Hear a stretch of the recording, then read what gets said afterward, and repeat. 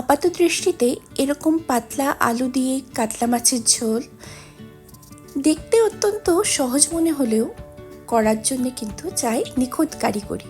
কোন মশলাটা কখন দিলে স্বাদটা হবে দুর্দান্ত সেটা কিন্তু অনেক সময় বলে বোঝানো সম্ভব নয়, পাশে দাঁড়িয়ে দেখলে তখনই শেখা যায়। নমস্কার বন্ধুরা, কেমন আছো সবাই? কুকিং শুকিং বাংলা চ্যানেলে তোমাদের অনেক স্বাগত। কড়াইতে দিয়ে দিলাম খানিকটা তেল, কারণ মাছগুলো ভাজতে তেলের দরকার তো হবেই, আর এখানে সর্ষের তেল ইউজ করেছি। এই যে দেখো, আজকে আমি পেটি দিয়েই শুধুমাত্র ঝোলটা তৈরি করব। কাতলা মাছের পেটিগুলোকে আমি নুন হলুদ মাখিয়ে মিনিট 15 ধরে ম্যারিনেট করেছি, আর কিচ্ছু দিইনি, সত্যি বলছি, শুধু নুন আর হলুদ। আর ধোয়ার পদ্ধতি তো তোমরা কম বেশি সবাই জানোই। তেলটা ভালো করে গরম হয়ে গেলে আঁচটা একদম কমিয়ে তাতে কালো জিরে আর শুকনো লঙ্কা দিয়ে দাও। কালো জিরে দিলে মাছ ফাটে কম, আর শুকনো লঙ্কা দেওয়ার ফলে বেশ একটা চিলি ওয়াইল ফ্লেভার আসবে। সেটা হট করে বোঝা যাবে না, কিন্তু যখন ঝোলটা খাবে তখন ঝোলের টেস্টটা কিন্তু অনেক আপগ্রেডেড হবে। আর আমার এক্ষেত্রে 1-2 বছরের রান্নার একটা অভিজ্ঞতা থেকে বলছি, কোনো মাছকে কখনো বিশ্বাস করবে না। সবাই বলে কাতলা রুই এগুলো ফোটে না, কিন্তু আমার এই মাছগুলোর পিসগুলোর জানি না ওর ব্যক্তিগত কোনো সমস্যার জন্যই প্রচণ্ড লেগেছিল, ফটাফট ফোটা শুরু করলো। তাই আমি সবসময় সাজেস্ট করবো, যে কোনো মাছই হোক সে ফোটে বা না ফোটে, ঢাকা দিয়ে সবসময় মাছ রান্না করবে, তাতে হাত ফাত মুখ পোড়ার সম্ভাবনা অনেক কম থাকবে। ঢাকনাটার চেহারা দেখলেই বুঝতে পারবে যে কতটা ফুটেছিল। এভাবেই সমস্ত মাছগুলো হালকা মাঝারি কড়া করে ভেজে নাও। এই রেসিপিটার জন্য আরও যেটা লাগবে সেটা হচ্ছে আলু, টমেটো আর কাঁচা লঙ্কা। আলুগুলোকে 1/4 করে আমি কেটে নিয়েছি, কারণ সাইজটা অনেকটাই ছোট ছিল। টমেটো নিয়েছি একটা বড় সাইজে, যেগুলোকে চপ করে নিয়েছি, আর কাঁচা লঙ্কা নিজের স্বাদ অনুযায়ী চিড়ে নিও। জাস্ট মাছ ভাজা শেষ হয়েছে, তাই তেলটা গরমই আছে, আঁচের ফ্লেমটা কিন্তু লোতেই রাখবে। দিয়ে দাও প্রথমে সম্বারাতে কাঁচা লঙ্কাগুলো, আর সাথে সাথেই দিয়ে দাও টমেটো আর কাঁচা লঙ্কা দিলে গ্রেভির কালারটা খুব ভালো আসবে, আর একটা ফ্লেভারও হবে। তারপরেই দিয়ে দাও কেটে রাখা আলুগুলো। হাই ফ্লেমে মিনিট খানেক আলুগুলোকে সাঁতলে নিয়ে তাতে দিয়ে দাও 1 চা চামচ হলুদ গুঁড়ো আর সমপরিমাণ লঙ্কা গুঁড়ো কতটা ঝাল খাবে তার উপর নির্ভর করছে।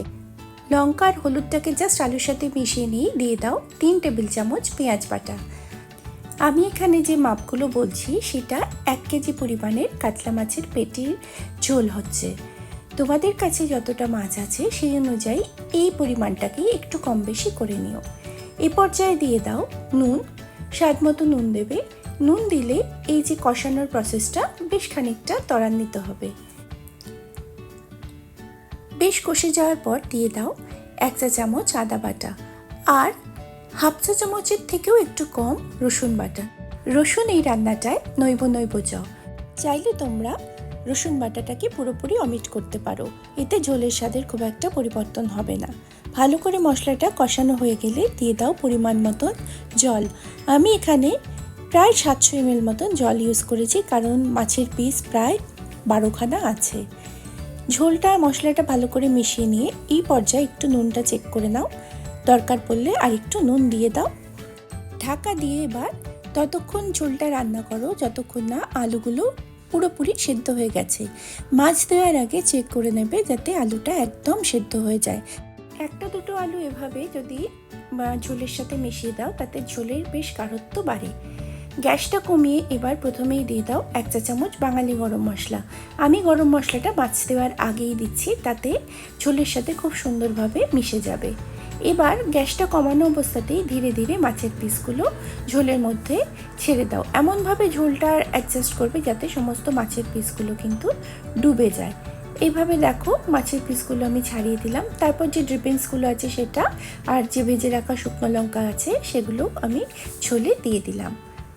মাছগুলোকে ঝোলে দিয়ে ঢাকা দিয়ে হাই ফ্লেমে মিনিট খানেক ফোটালেই কিন্তু রান্না রেডি। গ্যাসের ফ্লেমটা বন্ধ করে দাও, ঢাকাটা খুলতে হবে না, স্ট্যান্ডিং টাইমে থাক মিনিট 5-7 জন্যে। ঢাকা খুললেই বুঝতে পারবে ঝোলটা কি সুন্দর দেখতে হয়েছে। দর্শনেই অর্ধেক ভোজন কমপ্লিট হয়ে যাচ্ছে। অত্যন্ত লোভনীয় আর দুর্দান্ত স্বাদের এই রান্নাটা করা কিন্তু খুব সিম্পল, কিন্তু কোন মশলাটা কখন দেবে সেখানেই কিন্তু হাতের জাদুকরি থাকে।